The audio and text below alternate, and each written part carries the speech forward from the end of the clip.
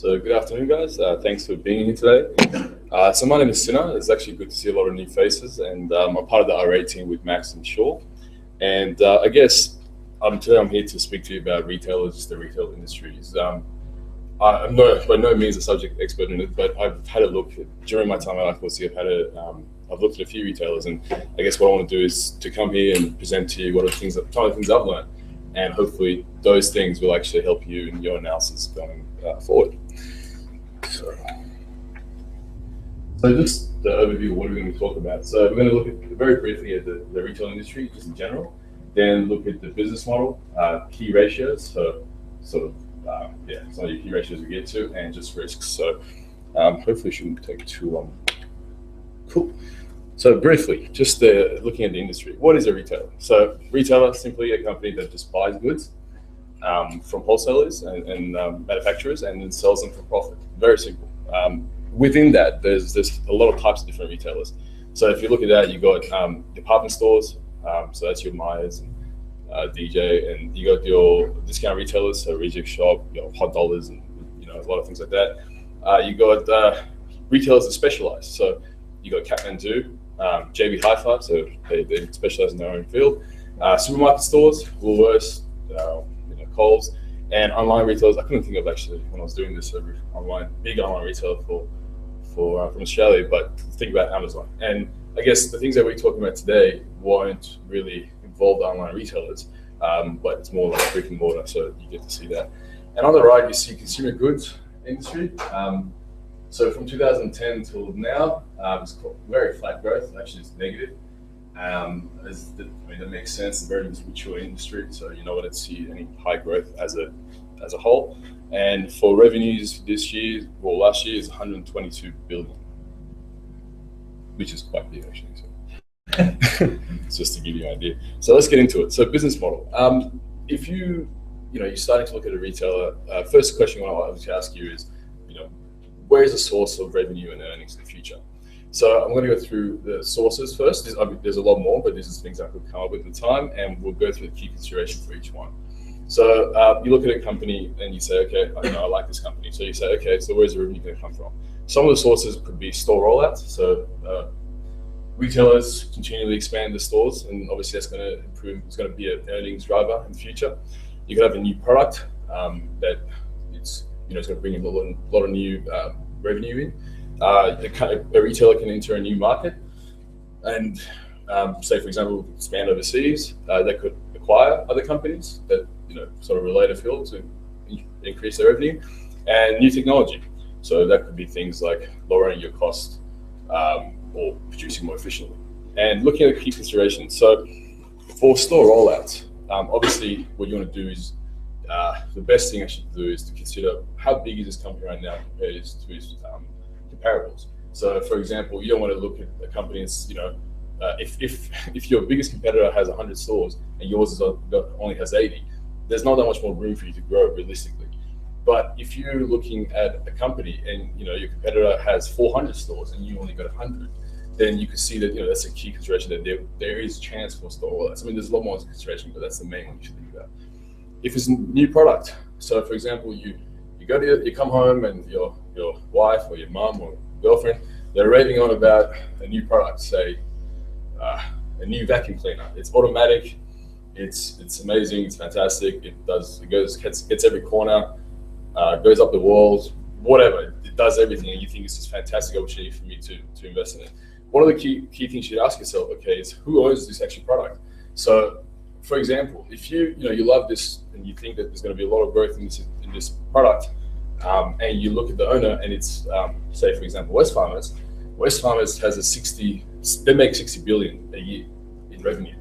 So your new product, doesn't matter how good it is only going to add probably 1% on top of the earnings. So it's not going to be that important as a shareholder. You're not going to get really that much out of it. But for example, if the same vacuum cleaner was part of Godfrey's, which is listed this week, then it's massive, because that's their earnings all come from this product, and also that they only make 500 million a year. So a new product that's going to change everything is very, very more, I guess, significant for them. Entering a new market. So again, you got to think about it this way. If management says, look, we're going to expand overseas, especially a retailer in Australia, You got to think, would this idea even work overseas? You see a lot of actually overseas companies coming to Australia, so H&M, Zara, and they're doing quite well. Costco, all these companies are doing quite well. But does it work for Australian companies to go overseas? I mean, we're surrounded by companies that have, by countries in Southeast Asia who have basically a much lower cost of production. And so really, for example, it's not a very good idea for David Jones to expand into, say, Thailand. It's not going to really work. So you got to ask yourself, does that actually make sense? And acquisitions. So if you're familiar with Peter Lynch and some of his books, he talks about diversification. So basically what he's saying is that companies, especially, he uses example as Colgate and Procter & Gamble, and he says that during the 80s or maybe 70s, they were expanding so much and they were just acquiring a lot of companies. And obviously, as you acquire more companies, your revenue is going to increase. But does it really make sense? Is it a related business? So he uses an example that yes, when like say for example, when Gillette took over the shaving cream industry as well, it's fine because it's sort of a related product. It makes sense. But then they expanded into lotions and, or even that makes a bit more sense, but shampoos and other toiletries, and it didn't really make sense. And as a result, they had to just divest it anyway. So you have to understand if the acquisition actually is worth it. You probably want companies that are similar, like manager could handle it. And usually they're overpriced anyway, so you want to look at that. And with new technology as a source of revenue, so I mean, it's sort of hard to see what construction, but yeah, look at it and see, can the company use a new technology that's out to produce more efficiency or have a lower cost? Yeah. So I just wanted to give you an example of a revenue build-up. So I want to go with the store rollout that we had previously. So yeah, so just go with store rollout. And I'm going to make it very simple. Basically, to give you a story, there's a company, ABC, has 100 stores around the country, so around Australia. And it's planning to expand the new stores. So that's going to be its real main earnings driver. And that's your thesis for going forward. And, that's what you're interested in. And you, or management, believe the company could double its store profile to 200 stores. So one way for you actually to do that is if management says, yeah, we are rolling stores, but they don't give you a number, you could look at the competitors, as I said before, and sort of gauge if the target is actually achievable and whether they can actually do something like that. And you got to also take into consideration that your first store is the most profitable, but your last store is the least profitable because it just makes sense that way. And looking at the number of stores in each state, so that's another thing you do. So and compare it to the population of that state. So for example, if you're looking at a company, say Godfrey's, and you look at it and say, look, let's take a population of, say, Queensland, it's 20% of the population, but your company is the store profile company is only there for, say, they only got 2% of that. So obviously Queensland, because, you look at it that way, you say, okay, well, Queensland's a big opportunity for us to expand the company could expand in Queensland. But say for New South Wales, your store profile is 50% and the New South Wales population is only 30%. That you could make an assumption that, look, New South Wales is probably not the best place for the store rollout, and it's not going to work. So moving on with our story. So basically, this is very easy to put it together. So you forecast the average number of expected store openings. So let's say we said that it's going to go from 100 to 200. Let's say we're going to be averaging 20 new stores a year for the next 4 or 5 years. Then one way you can calculate this is take the historical average revenue per store. So you just take the total revenue over time and divide by the current store profile they had that year and see what is the revenue per new store. And let's say, for example, they're making $1 million in total revenue. That 100 stores, so you got 10,000 revenue per store. And then also obviously forecast the same store sales growth for the next 4 years. So let's just say 2% in line with inflation. And with the next example, I'll actually show you and then I'll tell you about the assumption. So I've put it here together. So company ABC, year 1, 2, 3, 4, 5. And at the top, you've got the total store numbers. So let's say in the end of the first year, the closing number of stores is 100. And so you've got closing number of stores is 100. And so your opening store numbers for year 2 is going to be 100 as well. We said that we agreed that, let's say that we're going to double the store profile. I'm going to say that 20 is per average per year. So you obviously go, okay, the closing stores for year 2 is going to be 120 and 140, 160, 180, and so on. And with sales revenue, so your sales revenue at the bottom, we say was $1 million. So average, so your average annual revenue per store, million divided by 100 is 10,000. And so you assume that, you know, if they're going to open average 20 stores a year, that's going to add 200,000 to your revenue. And I've just, you know, so I've already also grown it by the same store sales growth. That's why it's obviously just 1,224.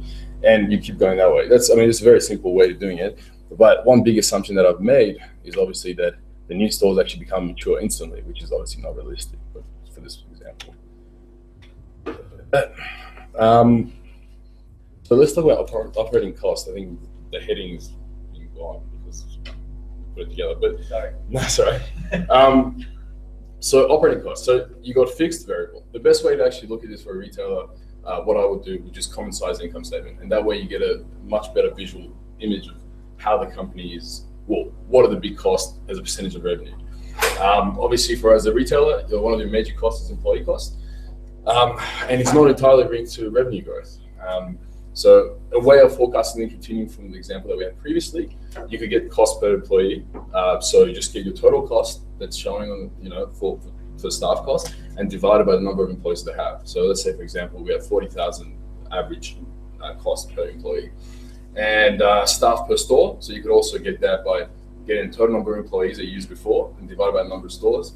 And let's say, for example, it's 10. And then to forecast your future growth based on the store rollout example, you can basically times 10 per store times the 40,000 that the cost per average employee times the number of stores. So in our example, will be 8 million additional employee costs for the next year. And yeah, I'll go through that.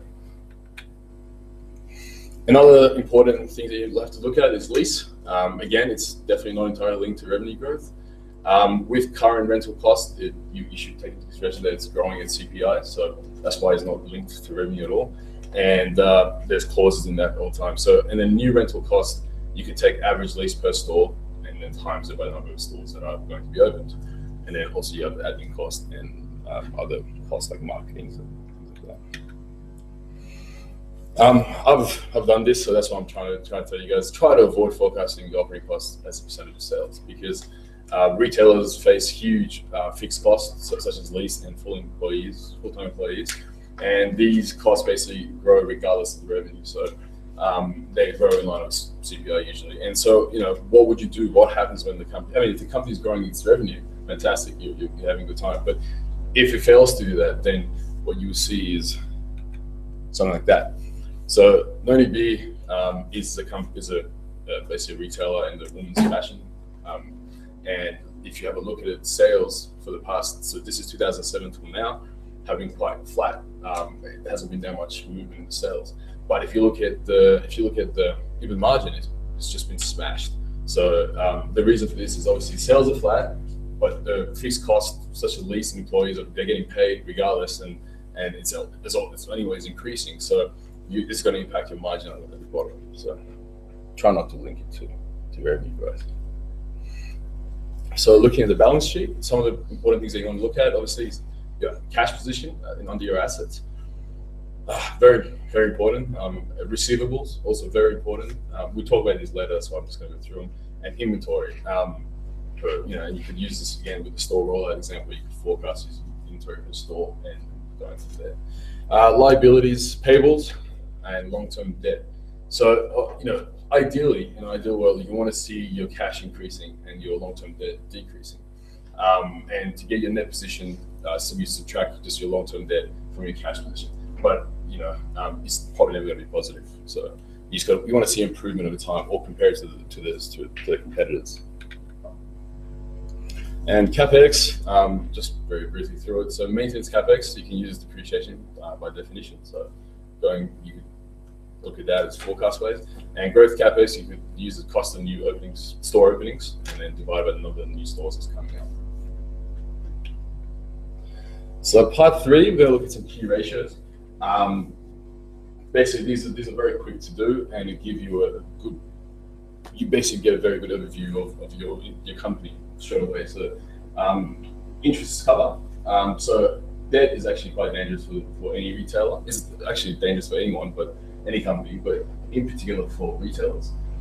again, it comes down to the idea of high fixed costs. So lease obligation, you have to make the payments. Doesn't matter what's happening. So if your store's closed, you still have to pay the rent. There's no buts about it. And obviously, you want to be able to have a lot of. You don't want to have that much debt on your balance sheets. And the way of doing it is use the interest cover. I would use, well, ideally 8 times or higher. The way I got the number was taking the average of, basically you look at the company you're looking at, you look at its peers and look at their interest coverage and get an average of what it should be. Ideally you want 8 times or higher. So what does it mean? If you have interest cover of 8, it just means that the company's operating profit could pay its interest expense 8 times. So that means that you have a good, you're not going to be going, the company's not going to be going bankrupt. What's the interest cover of the region? 18. 18? Yes. But if you're adding the fixed charge, is that what you did? Yeah, so, well, I don't know. If you add in the operating basis, is there a fixed charge? Yeah, that's right. If you did that, it would be very low. Yeah, essentially, yes. So I did it by finance costs, so you're right. Yeah, you should be doing it by fixed costs as well. You said high fixed cost. Yeah, no, I understand. I mean, because I have a number so I did it a long time ago. So I remember 18 from when I first actually did it. And so obviously, you want it, the higher that number, the better.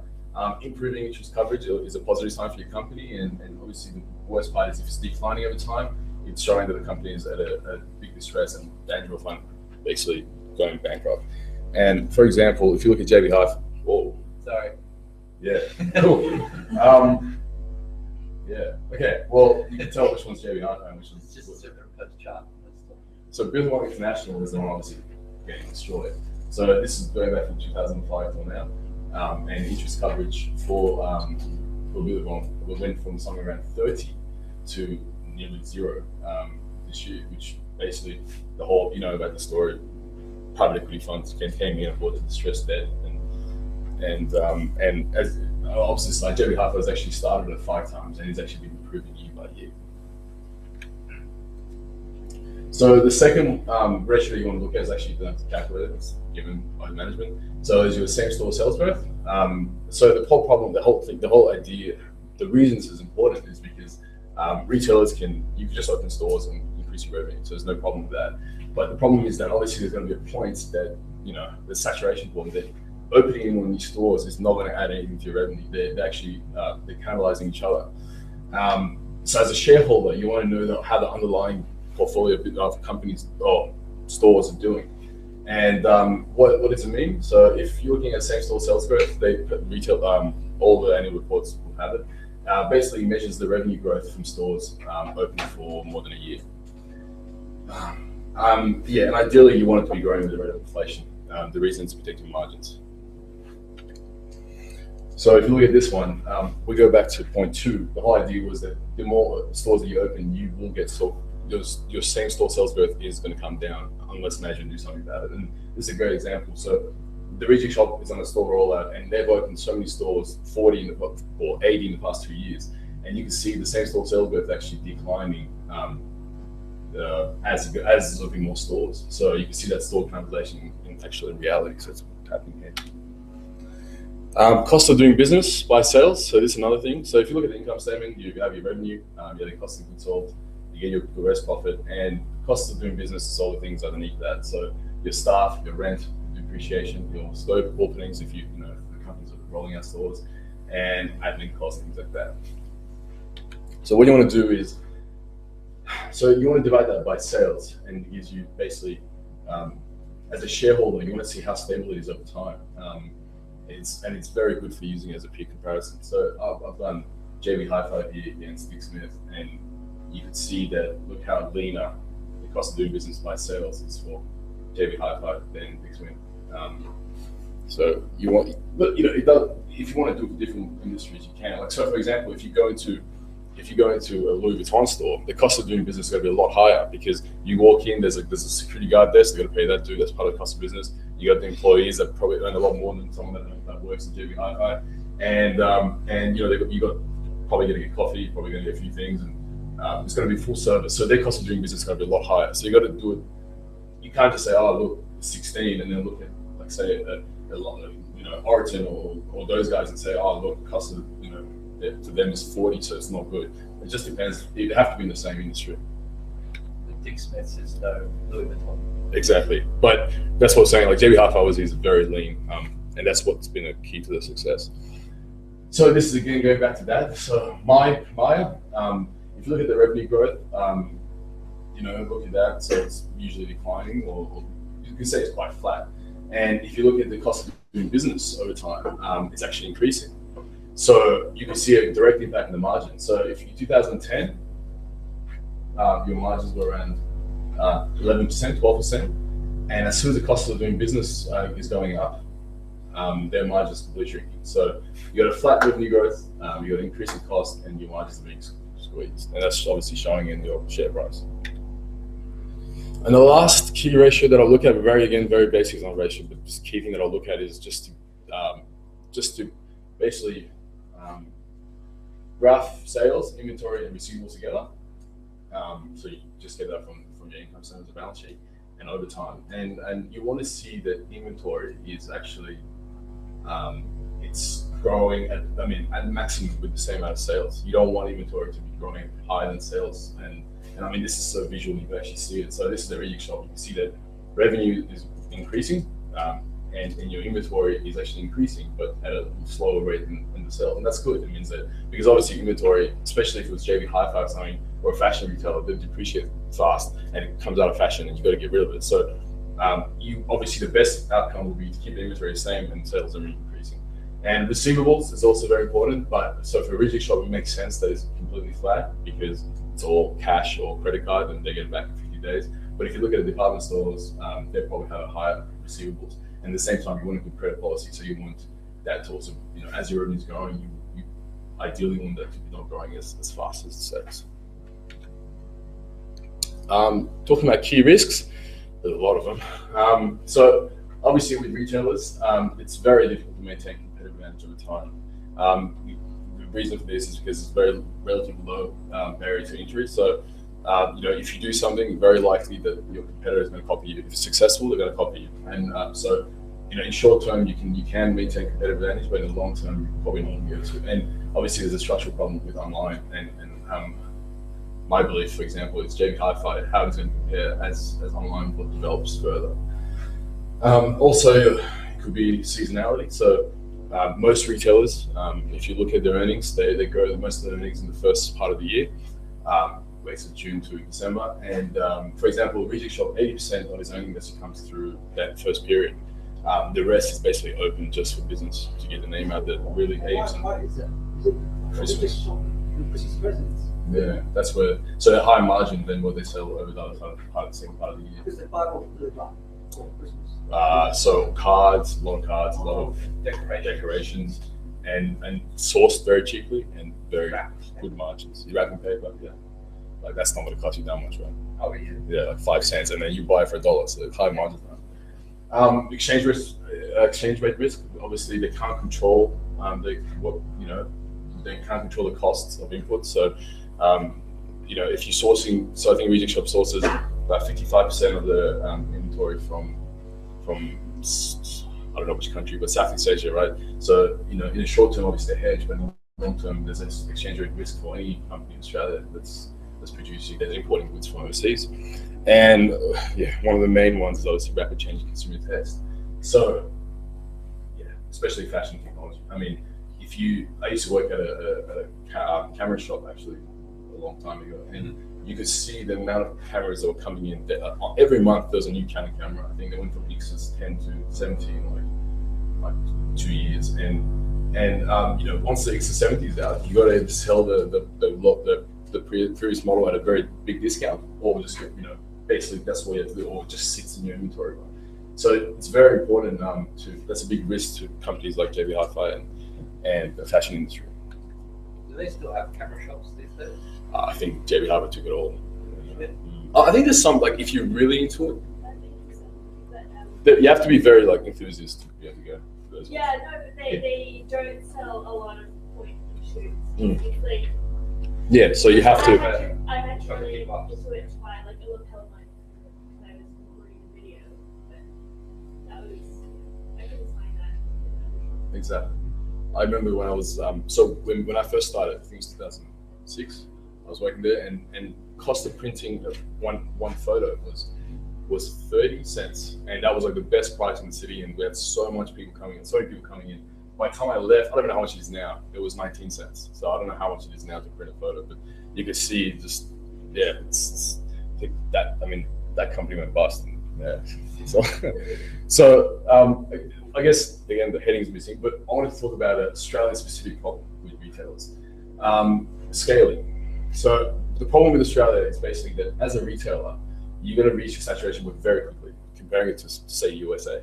So, you know, if you're going to open more stores, it's very short-lived. You could only open in Australia 300 stores and you're pretty much done. Like JB Hi-Fi is pretty much done. Like you can't really open up that many stores. But if you look at the US, it's completely different. I'll show you some details about that after. But as an investor, therefore, the problem with that is that you have a very short time frame to know if the concept is going to work or not. And it's quite hard because you need to pick the next good, best retailer before you can't even give it. Well, you have a very short time period before you can decide if this is a really good idea or not, because you just don't have the time. In the US, you could open, you could wait for 200 stores in the east and see if it's working, and then if it comes to the west side, you're like, oh, okay, well, I could understand that, and it's going to work, and so there's a lot more room to grow. So again, this shows the scaling difference. So just have a look at the blue is the United States, and I try to find as many retailers as I can find in Australia. So look at Walmart, for example. They have just in the States alone, they have 4,500 stores. That's just think about that compared to David Jones, 38, Myers, 67. If you look at Kmart, also let's look at Target in the US, you got 1,793 as of last year. Australia, 308.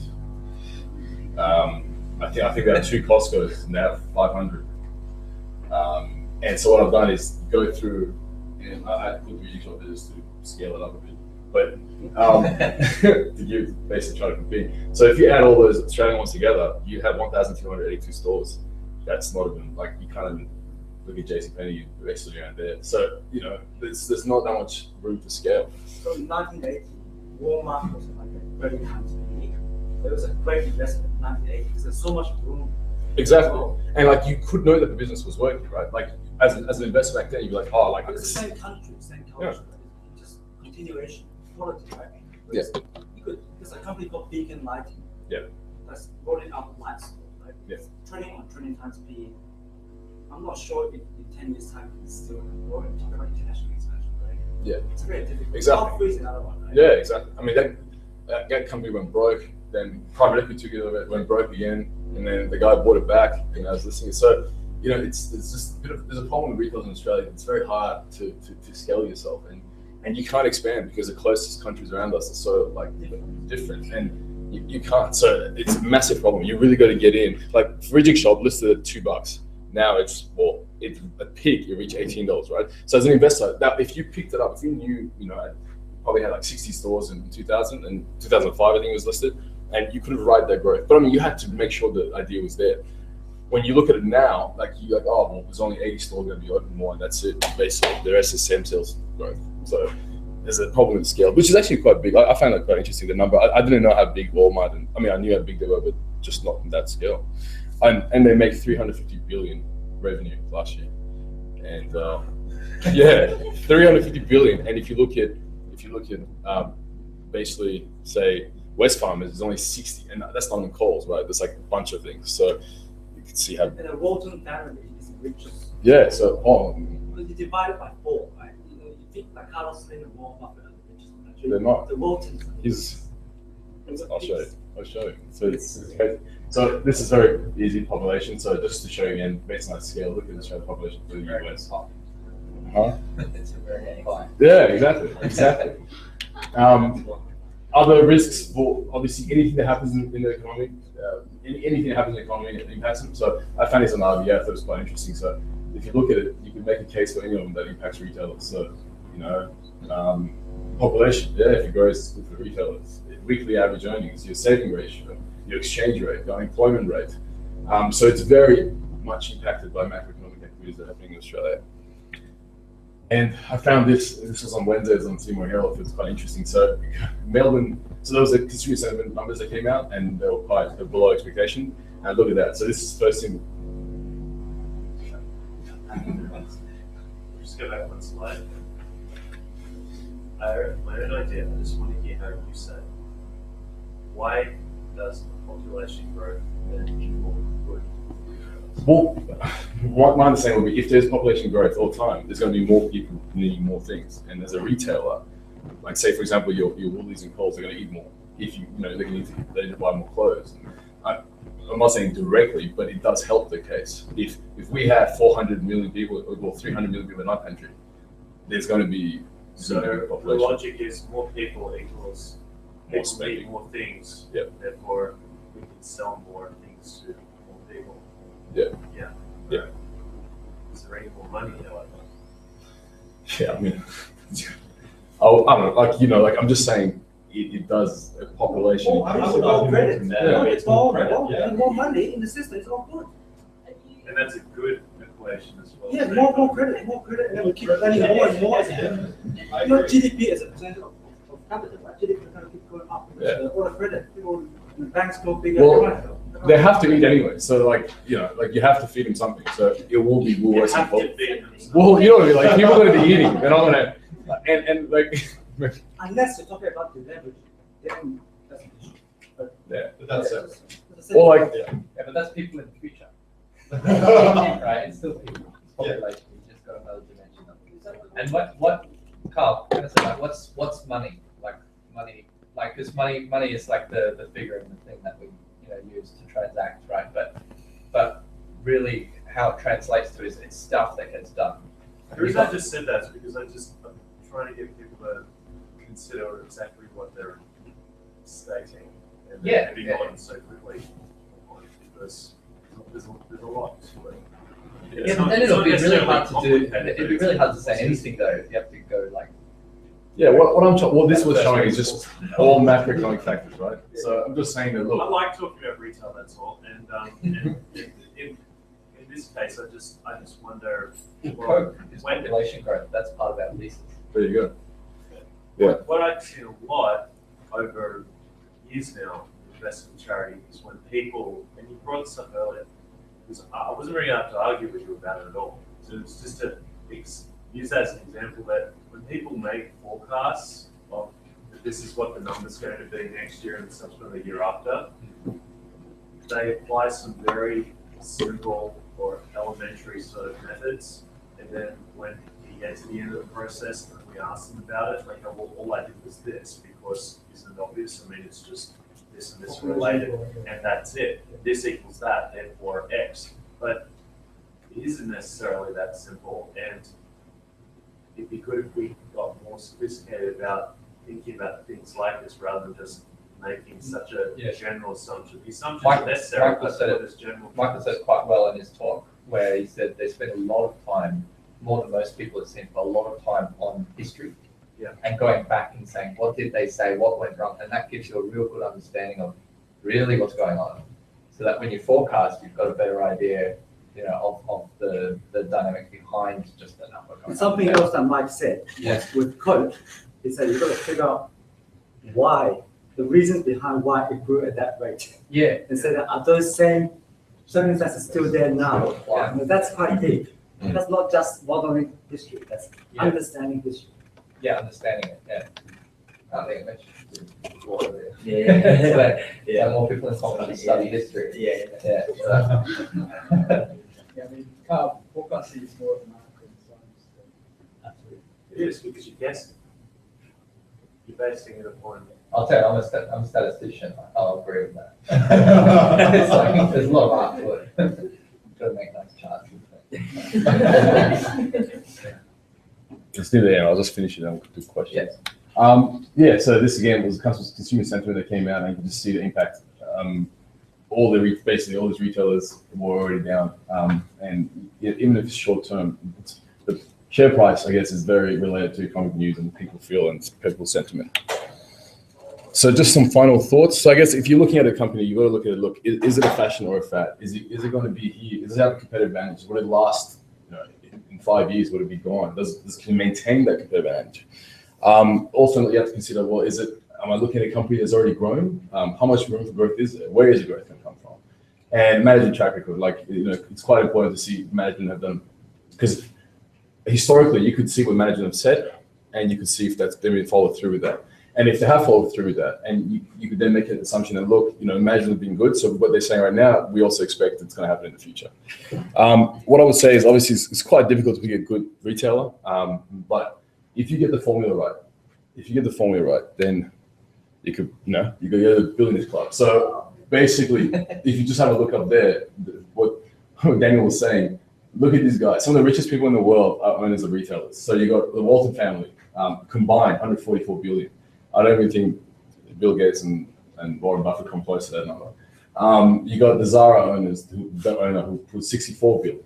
H&M, which it's coming to Australia right now, 35 billion, and the list goes on. So you can see that it's definitely you could say that obviously there's none of them Australian because the expansion plan doesn't really work that well for Australia. But you can see that if it is a hard industry, but if you get it right, then it's a very profitable. I mean, if you were part of these shareholders of any of these companies, you would have done quite well in the past.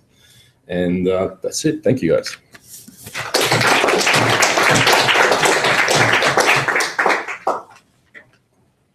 Any specific questions? I can try to answer. All right, cool. Yeah. I was just going to ask, so based on that, with the market saturation and very sort of flat growth, Yeah. what sort of strategy do you take into it? It's obviously going to be short term. Yeah. But then, do you sort of hit niche, or do you look for the ones that might eventually break long term? If you do take a long term approach, what sort of things are going to be like key criteria that you look for? Yeah. I guess if you're looking at long term, just to get that question, you probably want a company with very low level of debt. You want to know that the company might struggle in the short term, but you want to know that, look, like 2 years from now, 3 years from now, doesn't matter what happens, this company's never